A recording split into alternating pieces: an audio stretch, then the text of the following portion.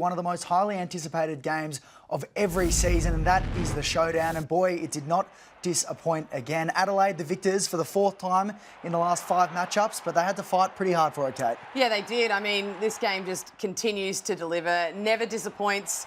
Despite the ladder positions of both teams coming into this one, it looked like it could be one-sided, but you'd be forgiven for thinking that because it's a showdown. They're always close. They go down to the wire. These are some of the biggest moments in the fourth quarter, and a couple of early goals to the Crows, and it looked for a minute like it was going to blow out or the sting had gone out of it, and then the Port Adelaide Football Club had other things to say about it. A fantastic performance from both teams, but yeah, I mean, these games just constantly go down to the wire, Xander. They do. Connor Rozee missing just in that last dying moments there, a shot on goal, and Port Adelaide with a couple of late entries, but you know, those Crows defenders, the experienced heads really coming to the fore there, and massive relief for some of those young Crows right on the siren. And that takes us to what is going to be our Saturday King, your Saturday King. And it's so hard to get best on ground in a game where your team loses, particularly when it's a medal that's given on the ground. You've got to do absolutely everything right, and that's what Connor Rozee did. Yeah, he certainly did. I think he was a deserving winner of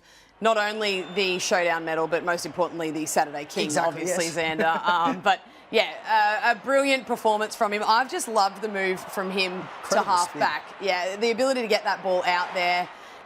Some people say he sort of put that in a dangerous position and his forward did the rest, but not only his ability to win plenty of the footy off the half-back line, so 32 disposals, 5 tackles, 7 score involvements, a whopping 685 metres gained, but this is what he's been able to do when he's gone to the half-back line. He's been able to float forward and kick a goal in most of the games where he's played off that half-back line. So deserving Showdown medalist winner there to Connor Rozee. Incredible resilience as well after a slow start to the year for Rozee. On the Crows side of things, you loved Riley Thilthorpe's game. He was really a standout. Yeah, he was. And there's much talked about in the Crows forward line of the three-headed monster that they have. But Riley Thilthorpe, he just continues to get better and better. That 10 marks that you see there, that is a career high for him. 15 disposals, 9 contested possessions and 3 goals as well. And their ability to just play their role down there. So at times he's the one that goes and takes the mark or kicks the goal, but he's more than happy to be the one that provides the block or works out, creates space for the other 2 talls down there as well. And